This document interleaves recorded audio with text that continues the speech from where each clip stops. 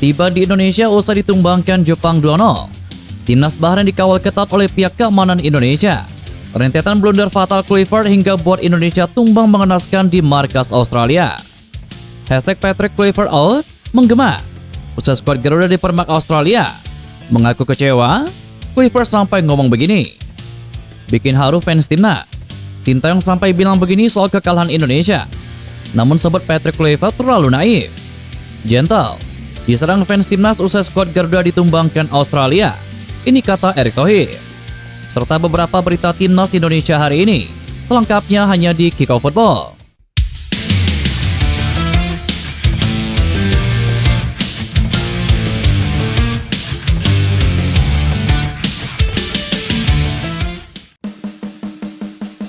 Patrick Kluivert mengawali debutnya sebagai pelatih timnas Indonesia dengan catatan sangat buruk. Kevin Dix dan kolega harus kalah dengan skor telak 1-5 di Sydney Football Stadium pada Kamis sore kemarin dalam laga lanjutan kualifikasi Piala Dunia 2026. Kekalahan ini jelas membuat langkah pasukan Garuda merebut tiket ke Piala Dunia 2026 semakin terancam. Timnas Indonesia terancam karena semakin melorot ke dasar klasemen, mengakhiri matchday ke-7 ronde ketiga kualifikasi Piala Dunia. Pasukan Garuda sebenarnya mengawali laga dengan baik di 15 menit pertama. Namun timnas Indonesia gagal mempertahankan momentum. Pada babak pertama, Australia berhasil memberondong gawang Martin Paes 3 kali. Memasuki babak kedua, pesta Australia belum berhenti dengan mencetak 2 gol tambahan. 1 gol dari Ole Rumeni tidak cukup menolong nasib timnas Indonesia di Sydney, Australia. Tentu kekalahan ini buntut dari kesalahan Patrick Kluivert dalam menentukan strategi bermain untuk pasukan Garuda. Dan berikut adalah rentetan blunder yang dilakukan Patrick Kluivert sepanjang laga kontra Socceroos. Yang pertama, garis pertahanan terlalu tinggi. Patrick Kluivert lupa bahwa lawan yang mereka hadapi adalah Australia yang merupakan tim langganan Piala Dunia. Pelatih asal Belanda tersebut menurunkan pola 4-3-3 dan langsung memperagakan permainan garis pertahanan tinggi.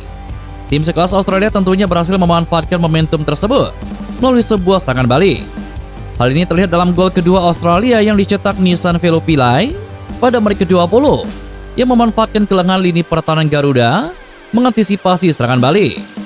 Inilah alasan mengapa Sintayong memilih pasif dalam bermain dan mengincar serangan balik saat memimpin timnas Indonesia di ronde ketiga. Yang kedua, tidak menurunkan gelandang petarung. Pada era Sintayong, satu gelandang petarung pasti diturunkan untuk menghidupkan lini tengah pasukan Garuda. Ivar Jenner kerap jadi starter untuk menjadi perebut bola dan meringankan tugas Tom Hyatt di lini tengah. Pada laga ini, Patrick Kluivert menurunkan Tom Hyatt dan Nathan Joon yang lebih stylish. Alhasil lini tengah pasukan Garuda lebih mudah ditembus pada malam kemarin. Bola-bola cepat dari pemain Australia gagal dicegah oleh keduanya, masuk ke jantung pertahanan timnas Indonesia. Yang ketiga, menurunkan Nathan Joon menjadi bumerang. Patrick Kluivert bisa jadi menelan ludahnya sendiri dengan menurunkan bek kiri Swansea City tersebut. Sebelumnya pelatih asal Belanda tersebut mengaku hanya ingin memanggil pemain yang punya banyak menit bermain di klubnya. Pasalnya pemain 22 tahun tersebut hanya bermain sekali di Liga Inggris bersama timnya musim ini. Warganet langsung khawatir melihat namanya ada di 11 pertama lawan Australia di pos gelandang tengah. Pada pertemuan pertama di Jakarta, pemain Swansea City tersebut berulang kali melakukan kesalahan yang membuat Australia hampir mencetak gol.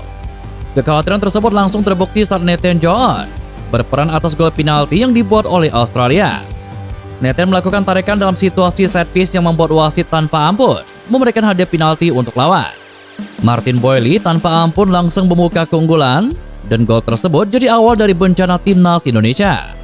Selain Nathan, pemain timnas Indonesia lain yang tampil mengecewakan di laga ini adalah Rafael Struijk. Struijk sebenarnya tampil cukup apik di 10 menit pertama pertandingan. Ia juga berhasil memenangkan penalti bagi timnas Indonesia yang sayangnya gagal dimaksimalkan Kevin Dix. Namun selama 45 menit pertandingan, tidak ada kontribusi nyata dari sang pemain, sehingga ia ditarik di jeda pertandingan. Pemain timnas Indonesia selanjutnya yang tampil mengecewakan di laga ini tidak lain adalah Kevin Dix. Bek FC Copenhagen itu tidak tampil dalam performa terbaiknya. Diplot sebagai wingback kanan, ia cukup kesulitan menghentikan serangan-serangan Australia. Puncak buruknya performa sang bek adalah ketika ia gagal mengeksekusi penalti di awal babak pertama. Andai saja penalti itu masuk, timnas Indonesia mungkin akan mendapatkan hasil yang berbeda. Selanjutnya ada nama Marcelino Ferdinand. Pemain Oxford United itu diberikan peran bebas di belakang dua penyerang timnas Indonesia. Namun dia tidak memberikan kontribusi berarti di laga ini. Ia kesulitan menciptakan peluang yang bagus dan juga kesulitan menebar ancaman ke gawang Australia. Hari ini bisa dikatakan jadi salah satu penampilan terburuk JJ bersama timnas Indonesia. Entah kenapa kemarin bek Venezia itu tidak berada dalam kondisi yang prima. Ia kerap keteteran ketika meredam serangan-serangan Australia. Sebagai kapten dan pemimpin di lini pertahanan, ia juga gagal mengkoordinir barisan pertahanan Indonesia sehingga mereka kebobolan 5 gol di laga ini. Yang keempat, jarak antar pemain terlalu jauh. Terlihat pada sore kemarin, Patrick Kluivert gagal membuat para pemain timnas Indonesia bermain lebih kompak. Pertahanan pasukan Garuda terlihat sangat renggang dan mudah untuk dieksploitasi lawan. Beberapa kali terlihat bahwa jarak antar lini pasukan Garuda sangat jauh. Hal ini menjadi makanan empuk bagi Australia yang sudah langganan di Piala Dunia. Ini Patrick Kluivert punya tugas berat untuk menyelamatkan nasibnya kala timnas Indonesia melakoni laga kandang menghadapi Bahrain pada tanggal 25 Maret mendatang. Usai laga, pelatih timnas Indonesia Patrick Kluivert menyatakan sangat kecewa dengan kekalahan timnas Indonesia 1-5 atas Australia. Meskipun kalah telak, Kluivert mengatakan bahwa para pemain tidak menyerah sepanjang laga. Kluivert juga menyesalkan penalti Kevin Dix yang gagal dieksekusi dengan baik. Menurutnya jika itu menjadi gol, jalannya pertandingan akan berbeda. Namun dia menyebut para pemainnya bertanding seperti singa. Saya pikir kami bertarung seperti singa. Kami tidak pernah menundukkan kepala kami. Saya sangat kecewa dengan hasilnya. Bukan hanya buat kami, tetapi untuk semua orang yang mendukung kami, kata Patrick Kluivert. Dengan hasil ini, posisi timnas Indonesia tergusur ke posisi 4. Kekalahan telak 1-5 ini juga membuat tagar Kluivert di Twitter menggema dan menjadi trending topik. Uniknya, supporter yang hadir langsung di Allianz Stadium meneriakkan nama mantan pelatih timnas Indonesia Sintayong. Ini banyak netizen yang merindukan racikan pelatih Sintayong.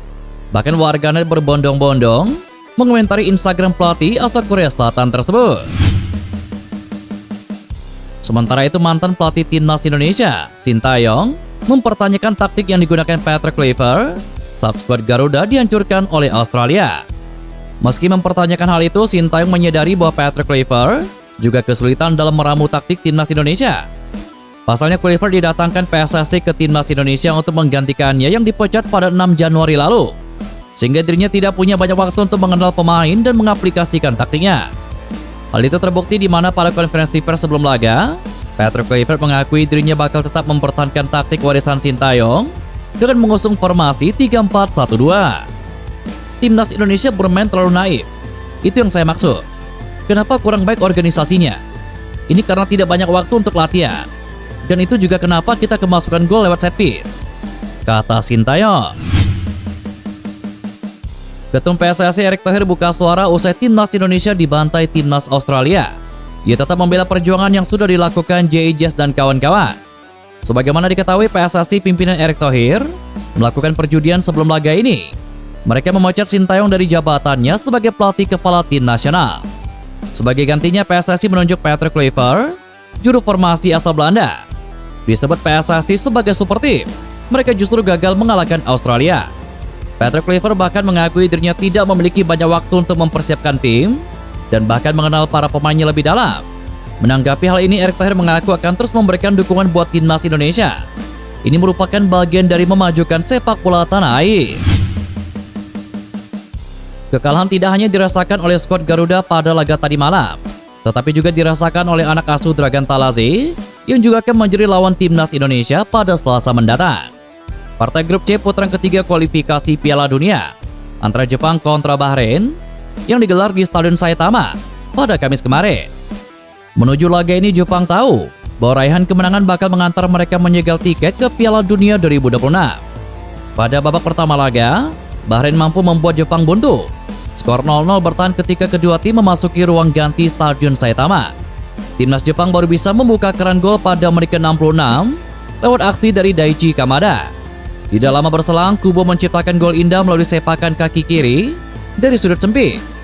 Pemain Real Sociedad itu memaksimalkan operan dari Junya Ito, menyusul sebuah situasi tendangan penjuru. Jepang sudah tidak mungkin lagi tergusur dari dua besar, sehingga dipastikan lolos ke Piala Dunia 2026. Setelah ini, skuad The Reds julukan timnas Bahrain bakal langsung terbang ke Indonesia guna bersiap menghadapi laga pentingnya pada Selasa mendatang. Kedatangan anak asuh Dragan Talazzi ini akan mendapatkan pengawalan ketat dari pihak keamanan Indonesia. Hal ini berkaitan dengan kontroversial yang terjadi di leg pertama saat skuad Garuda bertandang ke markas Bahrain beberapa bulan yang lalu.